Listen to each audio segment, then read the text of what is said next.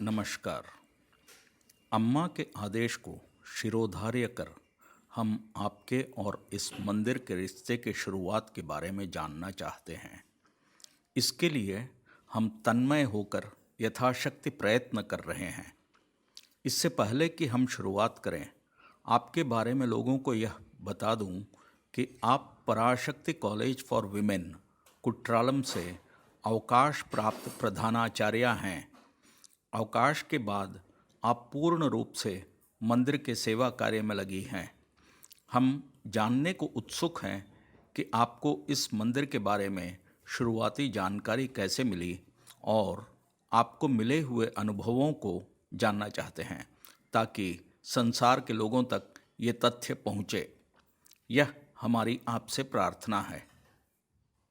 हाँ कहा तो वो बोली, तिंडीवनम और चेंगलपेट के बीच एक छोटा सा गांव आता है, मेलमरुवत्तूर। समय मिले तो चले जाना। सुना है उसे एक शिक्षक ने स्थापित किया है और कुछ बताते हैं माँ आदि पराशक्ति आदि। वे हमारे कॉलेज भी आए थे। सवारी आने पर दिव्य वचन बोलते हैं। हमारी उम्र भी ऐसी थी कि ज्योतिष और ऐसे कलाओं के माध्यम से अपने बारे में अच्छा सुनने की तमन्ना रखते थे। भागीरथी जी ने बताया, जानकारी यह भी मिली, वे हमारे मन के अंदर की बात को जानकर उसका हल बताते थे। ये मुझे श्रीमती विशालाक्षी जी, जो एक्स मंत्री नेडुंजरियन की पत्नी थी, उनसे भी जानने को मिला। वो वह मंदिर आती जाती थी और क्योंकि मेरी रिश्तेदार भी थी, उनके साथ मैं उस मंदिर गई और दिव्य वाक्य सुनने को उत्सुक बैठी थी। अम्मा ने पूछा, क्या बात है? तो मैंने कहा कि मैं एक शिव भक्तन हूं और मुझे बस ये चाहिए कि कॉलेज उन्नति करता रहे और दुनिया में सब खुशी हो। अम्मा ने कहा, अच्छी मनौती है। हाँ, कॉलेज उत्तरोत्तर तरक्की करेगा।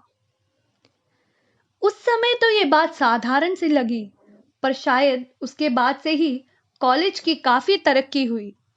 40 साल गुजर चुके हैं और हमने भी वहां अपनी पूरी सेवा दी। यह सब अम्मा का ही आशीष है। उस समय तंत्र मंत्र साधना करने वाले कुछ लोगों को अपनी जिंदगी में देखा था, जो कुछ हिलने डुलने और नाच के बाद किसी का सरदर्द या ज्वर ठीक कर देना या कुछ छिपी बातें बता देना आदि करते थे। ये मंत्रिक साधारण लोग हुआ करते थे, जो वहां पर इंतजार करते लोगों से कहते थे, अभी आया, और जाकर स्नान कर लौटते और उसके पश्चात अपने आप पर वश खोकर थोड़ा नाचते और फिर बबूद लगा के ठीक कर देते थे। तो दिव्यता की यही परिभाषा हम जानते थे। हम सब यूनिवर्सिटी चले गए और अनेकों जगह जैसे स्वामीनाथन पुस्तकालय वगैरह से सामग्री एकत्र कर रहे थे। इस बीच रविवार आ गया, जो कि अवकाश था। मंगल, शुक्र और रवि के दिन ही अम्मा का दिव्य वचन होता था। हमारी प्राचार्य श्रीमती कल्याणी जी हमारे साथ आई थी, जिन्होंने बताया कि अम्मा बड़े गूढ़ रहस्य की बातें बड़ी सरलता से बोल देते हैं। वे सब जानते हैं। वे बीच में पूछेंगे, क्या चाहिए बताओ पुत्री। ध्यान रखना, शुद्ध तमिल में बोलेंगे। हमें तो उस समय कुछ समझ नहीं आया, पर हमें तो तमिल प्रोफेसर होने का घमंड था। हमने कहा, हम समझ जाएंगे। फिर हमने जानना चाहा कि क्या हम कुछ भी पूछ सकते हैं। उन्होंने बताया, हाँ। तो मैंने एक सादे कागज पर अपने सारे प्रश्न, जैसे कब मेरी पीएचडी पूरी होगी, कब हम घर बनाएंगे, कब हमारे पति की तरक्की होगी, ऐसे लगभग 9 प्रश्न लिखे और पर्ची बनाई। और किसी के जानकारी के बिना वो पर्ची लेकर मंदिर आ गए। हमने तो बड़े बड़े मंदिर देखे थे, पर ये क्या छोटा सा देवालय, चारों तरफ पेड़ पौधों से घिरा हुआ। एक जगह तंबू लगाकर पूजा सामग्री वगैरह बिक रही थी। अपने तो पहला काम मंदिर जाने पर अर्चना की थाली लेना और नारियल फोड़ना होता है। इसीलिए दिव्य वाक्य के अपने बारी के आने से पहले सब निपटा रहे थे। बातें कर रहे थे कि माता की मूर्ति बहुत सुंदर दिख रही है। कहीं अर्चना की थाली बदल ना जाए, इस लिहाज से मैंने जैसे ही अपने नीले रंग की थाली को पहचाना तो कहा, सामी ये मेरा है। और बगल में किनारे से झांक कर देखा कि नारियल विभक्त होने के बजाय चूर हो गया। मैंने चिंतित होकर पूछा, ये क्या है? तो जवाब मिला, चिंता ना करें, आपके जितनी भी परेशानियां हैं चूर चूर हो गई। मन में सोचा, फोड़ना नहीं आता और दलील दे रहा है। हमारे साथ एक वरिष्ठ स्त्री भी आई थी जो नास्तिक थी। वो बीच बीच में कहती, तुम सब पढ़े लिखे हो, क्यों इस अंधविश्वास के साथ घूम रहे हो? जिंदगी में किसी के कहे से क्या हो जाता है। हम उन्हें एक जगह बिठाकर आए। इधर समय निकल रहा था। इस बीच हमने सोचा कि देवी के चित्र खरीद लें। देखा वहां स्वयंभू माता और आदि पराशक्ति के साथ अडिगलर बैठे हुए चित्र थे। हमें कुछ अटपटा सा लगा। हमने पूछा कि हमें माता की फोटो चाहिए, तो हमें बताया गया कि अडिगलर ही यहाँ की माता है। मन मार कर हमने चुपचाप एक चित्र ले लिया और इस बीच अम्मा के आने का कोलाहल हुआ। वर्तमान समय में तो कुछ हमें अंदाजा लग जाता है कि अम्मा कब आएंगे, कहाँ कहाँ जाएंगे आदि, और देखने का भाग्य प्राप्त होता है। पर वो समय बचकाना था। बचकानेपन और नादानी की अवस्था भी शायद देवी ही होती है, और वो दिन हमारे लिए वही था। दिन तो बिल्कुल सही याद नहीं, पर 28 अप्रैल 1982 था शायद। अम्मा कहाँ है, अम्मा कहाँ है, चिल्लाते सब भाग रहे थे। उस समय 2 रुपए, 4 रुपए और 20 रुपए की रजिस्ट्री होती थी। अम्मा ने दिव्य वाक्य शुरू किया और एक के बाद एक लोगों का उनके यहाँ आना जाना शुरू हुआ। अंदर जाने वाले, बीमार बच्चों को लेकर जाने वाले, समस्याओं को लेकर जाने वाले, आने जाने का तांता लगातार चल रहा था।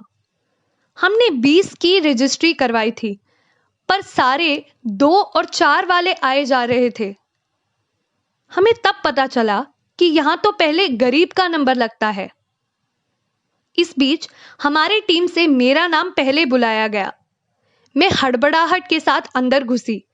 क्या क्या पूछना है, क्या कुछ छोड़े बिना, ये सोचते सोचते मैंने अंदर प्रवेश किया और एक सांप का बम्बी नजर आया।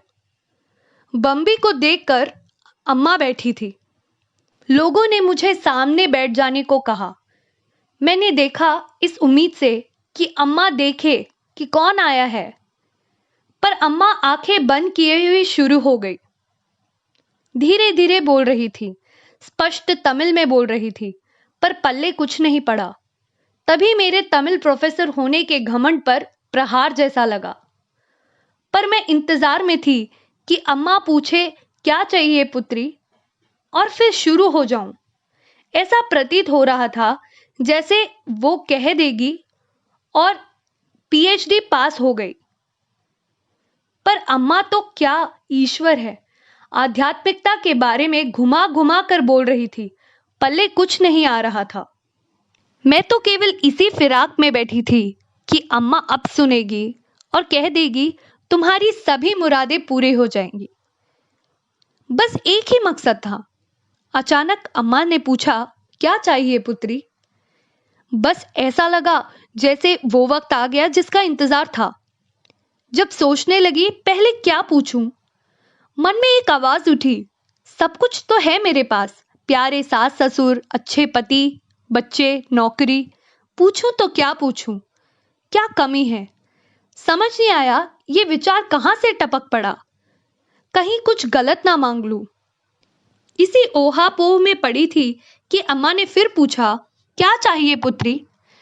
पता नहीं किस भावना से वशीभूत एक ऐसा प्रश्न जो मैंने लिखा ही नहीं था, उनके सामने अपने दाहिने पैर को दिखाया, जिसमें कई वर्षों से एक ना भरने वाला जख्म था। अम्मा ने तुरंत उसके लिए जड़ी बूटी का वर्णन करना शुरू किया। मैंने उनसे लिख लेने की आज्ञा मांगी। अम्मा ने हाँ कहा और मैंने उसी पर्ची को खोलकर लिखना शुरू किया। सब कुछ दिमाग से निकल चुका था कि मैं यहाँ क्या पूछने आई थी। लिखना खत्म होते ही अम्मा ने कहा, हो गया, चलो उठो। इस बीच एक और भय सता रहा था। पीछे के बम्बी से महाराज प्रकट हुए तो क्या होगा, इस बारे में तो किसी ने मुझे नहीं बताया था। बैठने से पहले भी यही सोचकर बैठी थी कि अम्मा तो अपने मस्ती में बैठी हैं, पर कुछ आ जाए तो भागने के तत्पर बैठी हुई थी। आज भी जब ये वाक्य याद आता है तो हंसी आती है। उस बम्बी वाले जगह में बैठने वाले कितने भाग्यवान होते हैं। उस समय को याद करें और आज की परिस्थितियों से तुलना करें तो फूट फूट कर रोने को जी करता है। और उन अनमोल क्षणों को हमने नादानी में गुजार दिया। लगता है जैसे माँ अपने बच्चों को कहती है, बेटा ये पी ले, ये खा ले, मेरा राजा बेटा बहुत सुंदर हो जाएगा, पहलवान बन जाएगा। और ऐसे ही अम्मा ने इन मध्यस्थ दिनों में घोंट घोंट कर दिया है। और अचानक जब हमें समझ आने लगती है कि हम क्या सोच रहे हैं, हमें क्या करना है, आदि आदि,